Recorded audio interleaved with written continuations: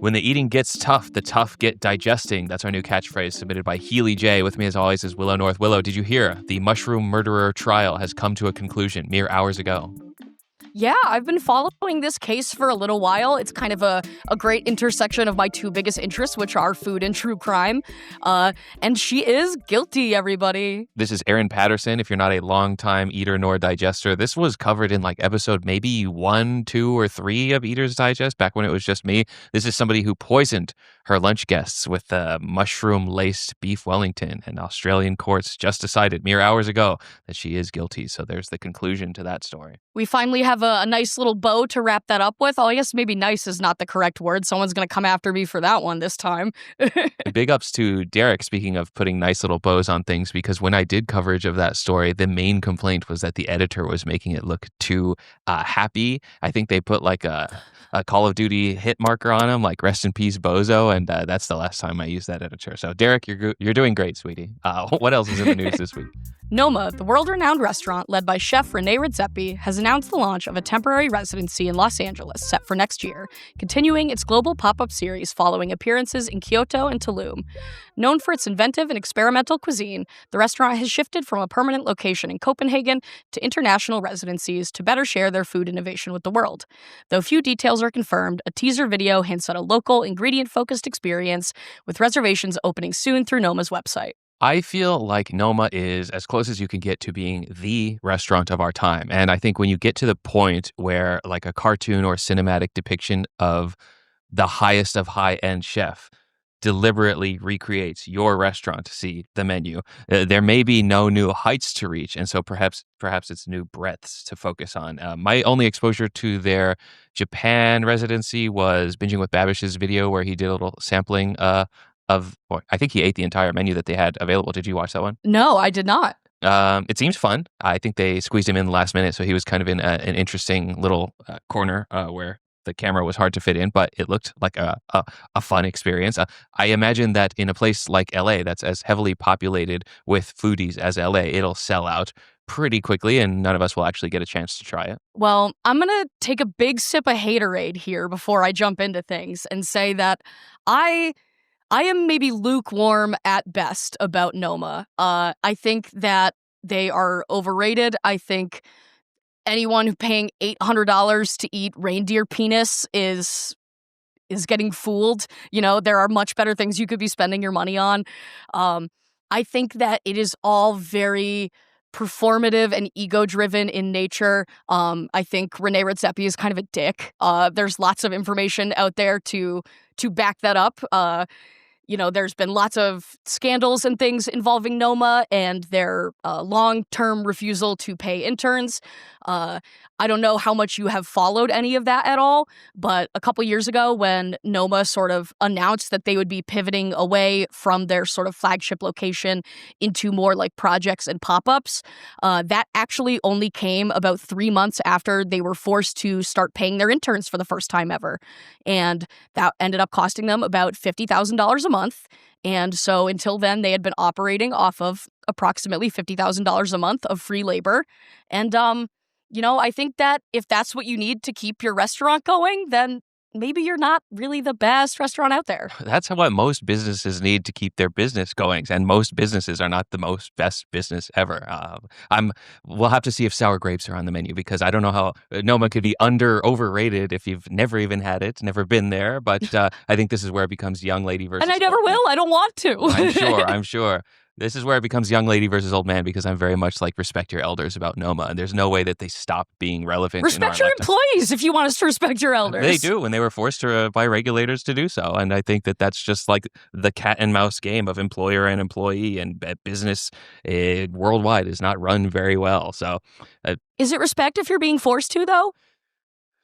I don't know. I don't believe internships should exist. Like, is there any situation, is there any industry where free internships should exist? And yet I had to do a free internship for like my graphic design job in the summer of 2000, whenever that was. I would be willing to bet your internship looked a lot different than an internship at Noma, though. Were you spending 18 hours a day with, in a room by yourself creating fruit leather beetles when you were told that you would be working alongside these like really renowned chefs working directly with Rene Redzepi, and you're making fruit leather beetles for 16 hours a day.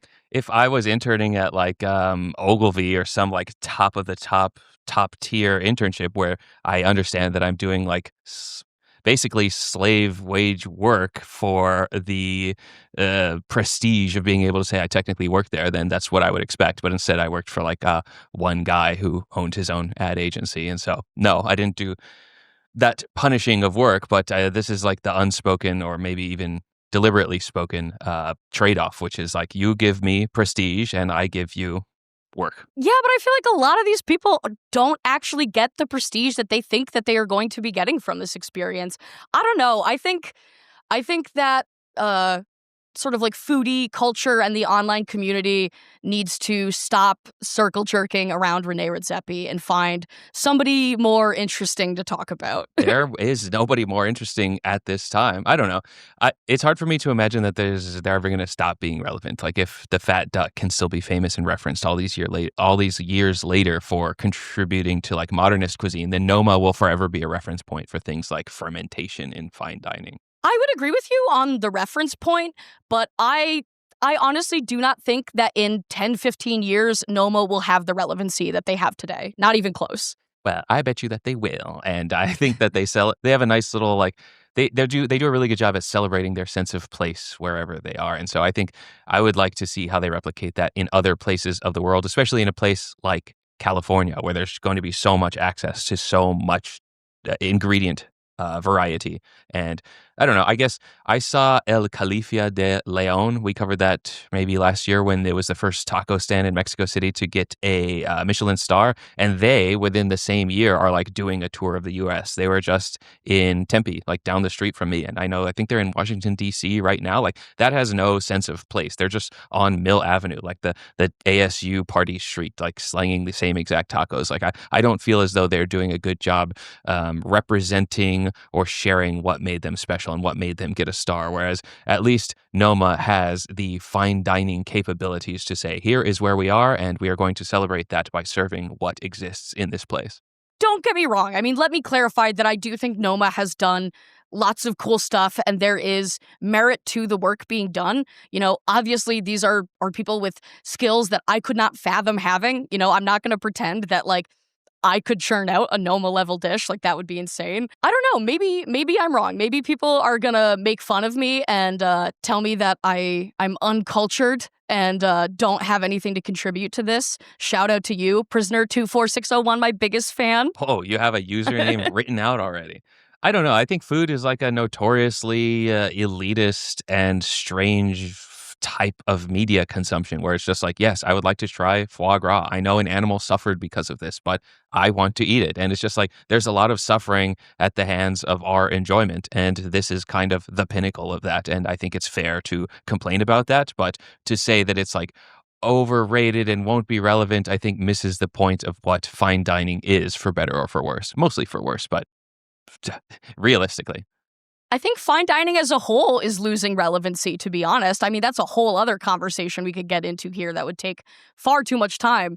But I think fine dining as a whole is losing relevancy, and that's sort of something that goes hand in hand with it. It's not just about Noma. Well, when there's nothing left but McDonald's is in the world, then you can tell me that you are right and you're happy that you have no choices. That's not what I said. That's not what I said. Clip it. She said that. The FDA has fast-tracked the rollout of ELSA, an internal AI assistant designed to speed up food safety oversight by analyzing event reports, comparing product labels, and helping prioritize inspections and recalls. While ELSA dramatically cuts the time needed for these tasks, it does not make any final decisions, leaving humans in charge of critical judgments. The tool has been praised for boosting efficiency, but faces criticism over its rushed deployment, potential for errors, and lack of transparency.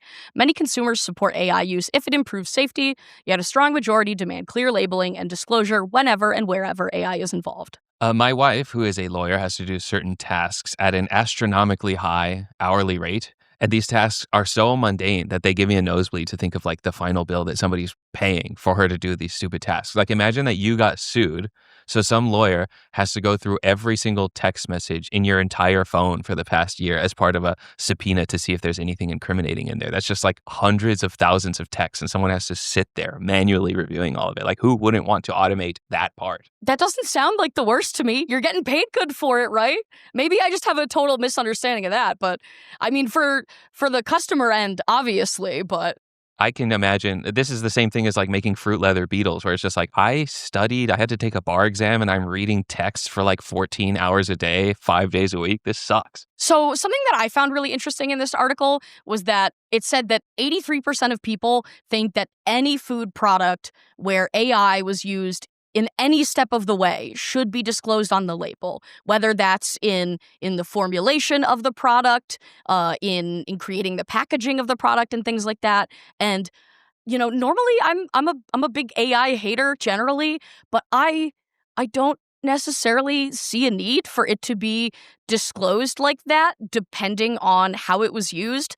Like if my granola bar or whatever is, the recipe was formulated using AI, I don't really care as long as it is a safe thing for me to consume. I don't know if that's an unpopular opinion.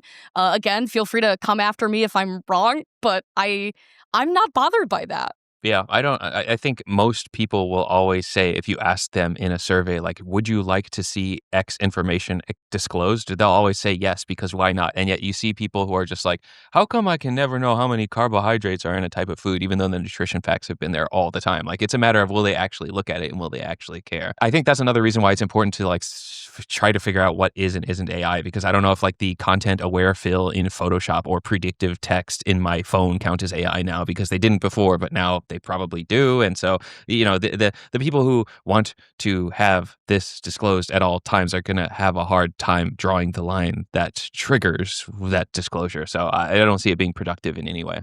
And I do think that some of the concerns I see about it are definitely valid. It was rolled out very quickly and produced significantly under budget, which sounds great in theory. But it kind of makes you wonder, like, if this was maybe released a little early, prematurely. And I think that, risk for potential errors is certainly concerning, and I understand why people would be concerned. But I think in most conversations that we have about AI, they are centered around, like, let's stop letting Chat GPT write songs and write books and make art and, leave it to the clinical tedious stuff, just like you said about the text messages.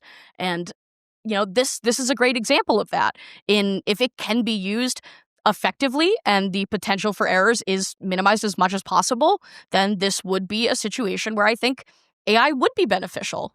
Yeah, I still don't personally trust AI to do anything because the hallucinations are too high. And so when people are just like, I asked ChatGPT if I could still eat this mayonnaise and it said yes, I'm just like, okay, you might be a little bit dumb. Versus, I asked ChatGPT to analyze your x-rays and it does say that this area is of concern. So let me look at your teeth right there. Nope, everything's fine. Like I think there's a difference between trusting it entirely and then using it in the hands of a professional who's trained to analyze the information that it gets. Exactly. And I think that was something that they did touch on in this article. Like, they were very clear in the fact that there are still humans involved in these processes. And, it's not anything that's just being automated and put out there to the public without a human in the way to fact check and verify things. Yeah. Well, I try to stay away from this idea that my job is to hear the stories and I'm supposed to react whether it's a good thing or a bad thing. But it's a strategy within a high-risk department that affects millions of people in the country where I reside. So I hope it goes well. Good luck. Luckin Coffee, China's largest coffee chain, has launched its first U.S. stores in New York City, bringing its tech-focused, cashierless model to American consumers. The brand offers a range of unique coffee drinks, including flavors like blood orange cold brew, aiming to attract younger urban customers.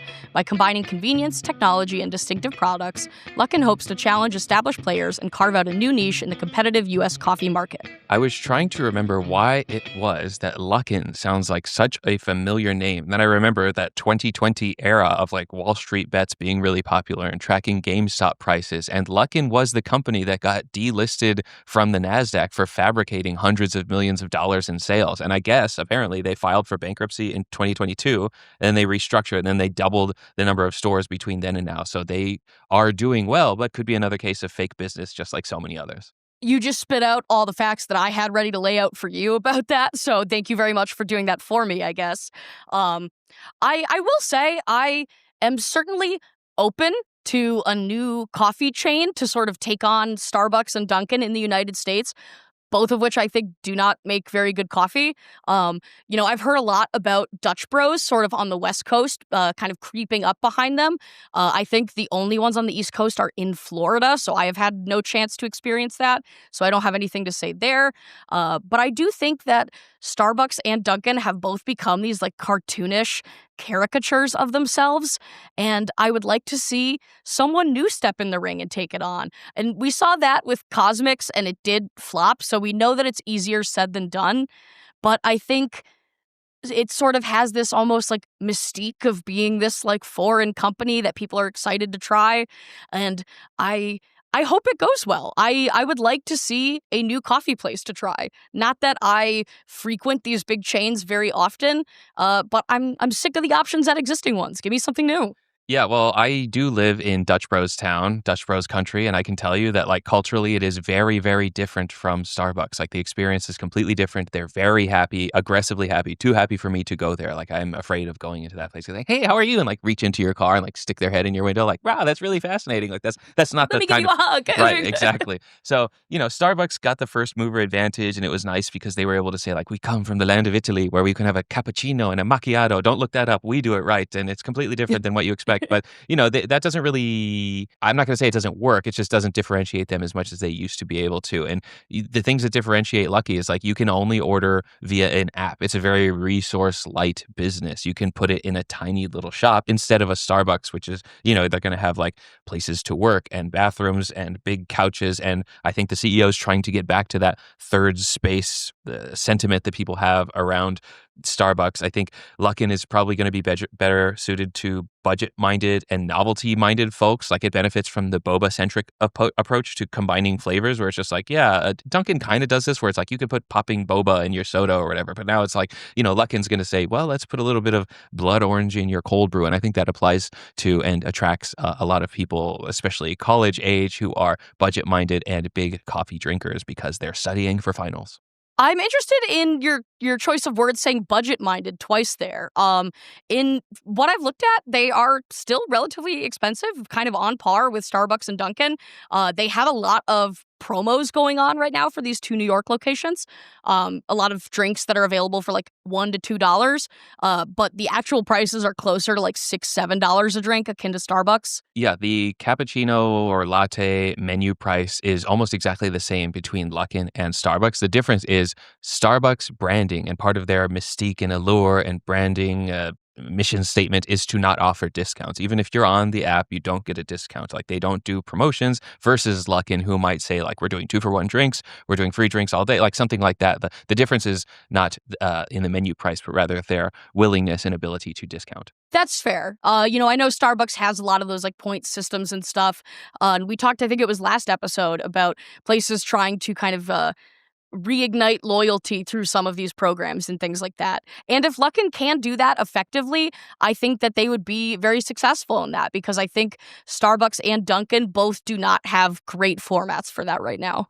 It'll be interesting to see how this develops over the next, let's say, 5 years, because we're going to need to give Luckin time to open these locations, and we're going to need Starbucks time to figure out this like pubescent growth period that they're going through, where they're just like, yeah, we're not going to do free water anymore, free bathrooms, and you got to start wearing a uniform, and maybe we want to be more of a sit-down location. Maybe we want to stop, having people just run in for their app orders and there's a big pile of coffees that they have to pick from with their name on it. Like there's a lot of transitioning going on with Starbucks right now, and so we'll see where the dust settles in a matter of years. Well, it's always interesting to see how some of these new companies might be doing, and I have a few interesting new products to throw at you this week. I have Bangers caffeinated potato chips, Man cereal, a high-protein cereal featuring creatine, and G-Sauce from the makers of Bitchin' Sauce. I Googled Man cereal over and over again and could not find anything about it. Please help me. What is this? There is very limited information right now. It is not released yet. They do have a website and a little bit of a social media presence, but not much. It seems like it should be rolling out over the next couple weeks, so I would keep an eye out. But it is a high protein cereal with added creatine that is being very much marketed towards men specifically. On the website, there's a tagline or something that says something like cereal has been taken away from men, or men are afraid to eat cereal, or something like that. And just coming off of a girl beer a couple of weeks ago, I just couldn't help but cover this. Yeah, well, their search engine optimization could not be worse with a name like Man Cereal.